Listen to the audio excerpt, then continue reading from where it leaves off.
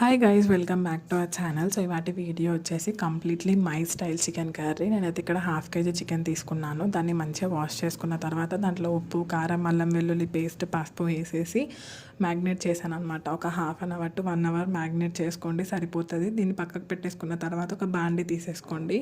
నేనైతే ఇక్కడ 2 to 3 spoons of oil వేసేసుకున్నాను. నెక్స్ట్ ఆనియన్, పచ్చిమిర్చి వేసేసి వాటిని కూడా బాగా గోలనివ్వండి. గోలనిచ్చిన తర్వాత పసుపు వేసేసుకోండి, కొంచెం కలుపుకోండి. కలుపుకున్న తర్వాత ముందుగా మ్యాగ్నేట్ చేసి పెట్టుకున్న చికెన్ని కూడా అందులో వేసేసుకొని కొంచెం గోలనియాలి. గోలనిచ్చిన తర్వాత మూత పెట్టేసుకోండి ఒక 2 minutes. నెక్స్ట్ అయితే ఇక్కడ నేను వేస్తున్న పేస్ట్ వచ్చేసి గసగసాలు, కుడుక, ఒక పట్ట, ఒక యాలకు అండ్ ఒక లవంగం మిక్సీ చేసుకున్నాను. ఆ పేస్ట్ వేస్తున్నాను ఎందుకంటే మంచి టెక్స్చర్ వచ్చింది, స్టూప్ టెక్స్చర్. నెక్స్ట్ నాకు కొంచెం కారం తక్కువ అనిపించింది. మళ్ళీ ఒక 2 స్పూన్ ఆఫ్ కారం, కొన్ని వాటర్ అండ్ చికెన్ మసాలా వేసేసుకొని ఒక 5 to 10 minutes తర్వాత స్టవ్ ఆఫ్ చేయండి. టేస్ట్ అయితే చాలా బాగా వచ్చింది. బాయ్.